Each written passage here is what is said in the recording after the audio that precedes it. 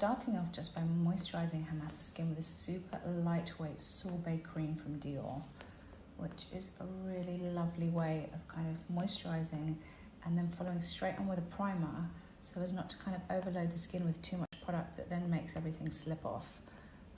Whereas normally if I'm going to use something a little bit richer, I like to wait a few minutes and just give it a chance to absorb. Following with a primer now, I'm using an LMS Pro Collagen Insta Smooth Primer. I'm using this one because it really helps to refine the texture of skin and obviously the appearance of pores, and also helps to kind of really hold the makeup in place. So I'm going to use a mix on Hamas's skin today. I am using the NARS Radiant Foundation, Radiant Longwear Foundation, and I'm mixing it with this Tinted Glow Booster, which is a new product from NARS, which just really helps to kind of further refine the texture of skin and give a little bit of glow to your foundation. So actually, if you've got your favorite foundation and you want to add something a little bit more glowy, it's a really nice one to kind of just add to your collection. The shade that I'm using of the foundation is called Stromboli, and then the Tinted Glow Booster is in the shade Medium. And I'm using these shades because Hamas's face is just slightly lighter than her neck and shoulders, so we just want to balance that out. I'm going to pop some concealer on now. This is Shiseido's Synchro Skin Concealer, which is a really kind of lovely, creamy but full coverage concealer that's perfect for under the eyes and any other little blemishes too. So now I'm going to move on to eyes, and I'm using a NARS Tinted Shadow Primer, and I'm going to use the shade Dark because it's going to be kind of a dark, smoky look on eyes, so this is a good kind of place to start with the base. Also just want to take this primer under the eye too. Because it's got a little bit of warmth, this shade, it's kind of nice to have underneath our eyeshadow because it sort of helps to really act as a transitional colour between the eyeshadow and the skin tone. I'm going to use this Longwear liner on eyes now.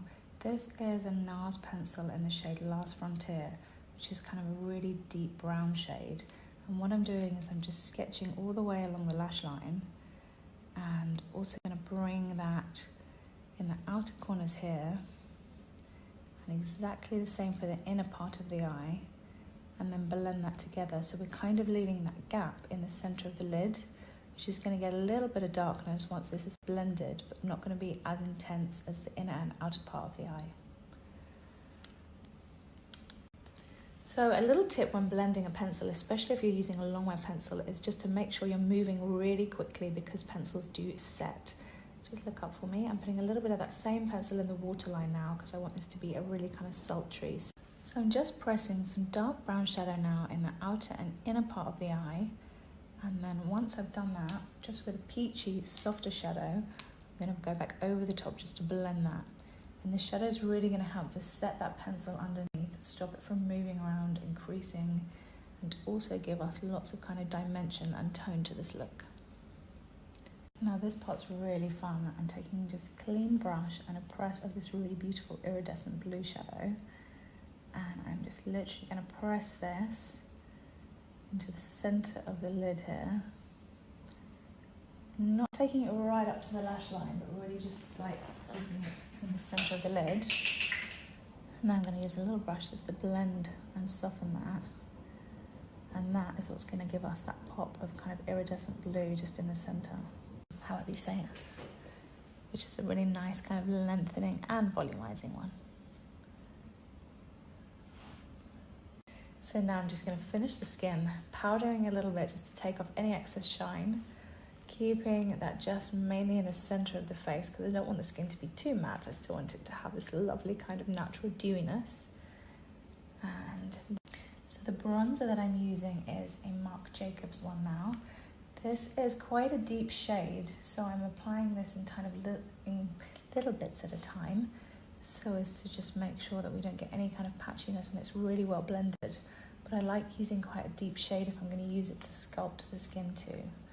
So just with a little angle brush, this one is from Dior, and it's a really handy way to just apply that bronzer and give us that. Just going to add a little bit of glow to this now. I'm putting the Beauty Pie Pro Glow Strobing Drops on with a tiny little brush just to really keep them to the highest point of Hamas's beautiful cheekbones.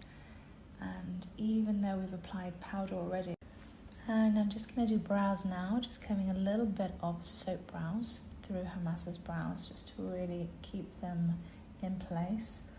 Although we were just talking about the fact she's had her brows laminated in the past. You were the inspo behind it.